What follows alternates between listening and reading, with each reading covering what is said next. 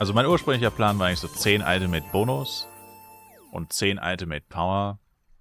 Aber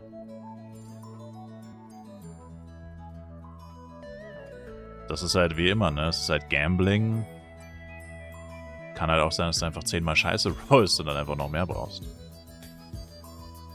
Da habe ich eigentlich auch irgendwie gar keinen Bock drauf. Das war auch immer einer der Gründe, neben der Skillerweckung, warum ich dann nie Bock drauf hatte auf die Ultimate-Waffen. Vor allem bei Magier, wo es ja wirklich super wichtig ist, weil du ja Cast Time und Waterbomb brauchst und eigentlich auch, also bei Magier ist es eigentlich echt ätzend, weil du alle 4 Werte eigentlich zwingend brauchst.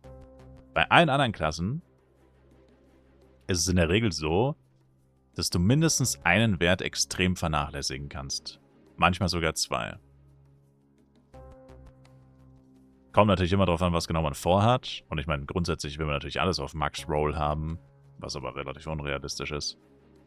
Aber bei Magier ist es schon richtig scheiße. Weil du brauchst die Cast Time, du brauchst Waterball. Gut, okay, Int kann man jetzt sagen, ob es jetzt was 18 oder 23 Int sind oder whatever. Ich meine, klar, das macht natürlich kaum einen Unterschied. Aber trotzdem, Int ist Int, Schaden ist Schaden. Und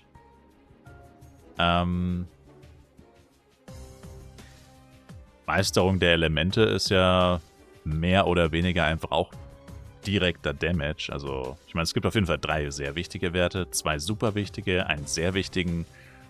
Und Int ist halt aber auch nicht unwichtig. Also, das finde ich schon irgendwie wieder mal ein bisschen fast schon unfair. Weil zum Beispiel bei Jester ist einer der Werte Crit-Rate.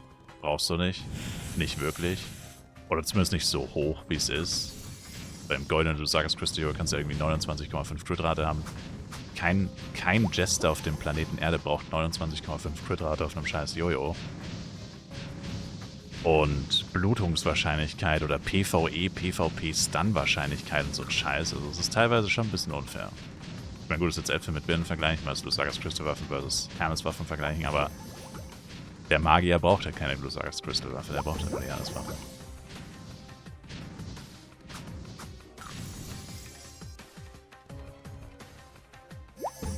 Der Stuff hat mich 1,3 gekostet und direkt danach gab es noch einen für 1,2.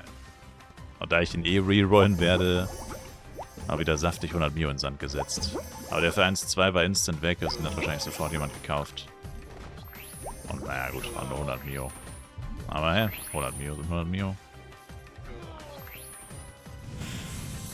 Und ja, die Borodeng-Preise, die eskalieren gerade so ein bisschen. So günstig. Ja. Aber F-Coin-Preise eskalieren komplett.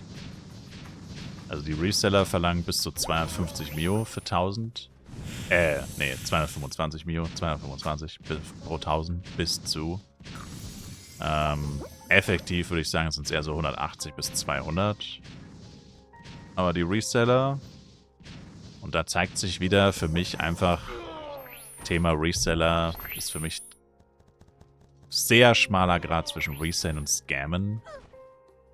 Ich meine, die kaufen die F-Coins für 180 und verkaufen sie dann für 225. Ich meine, ja, es ist nicht Scammen im klassischen Sinne, aber es ist doch einfach nur räudig, Alter. Dass man das dann immer so schön redet, als wäre das sowas Tolles. Also, das ist so ein Scheiß einfach. Richtig ätzend. Also, Ultimate Bonus kriegst du günstige, die günstigsten, die ich gesehen habe, seit ich den Stuff habe, waren 195. Aber wie gesagt, die Reseller verlangen 225. Das ist Wahnsinn.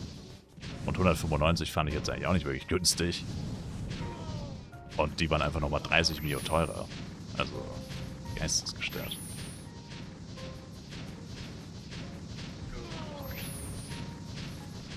Dann kriegst du einen Hamster für 5 KF-Coin. Je nachdem, wie man rechnet, ja.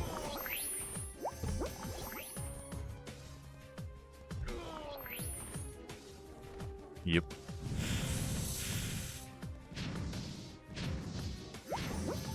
Naja, aber FEC kannst du ja nicht vergleichen. Der Server ist ja auch in Anführungszeichen erst 2,5 Monate alt. Und dauert halt noch.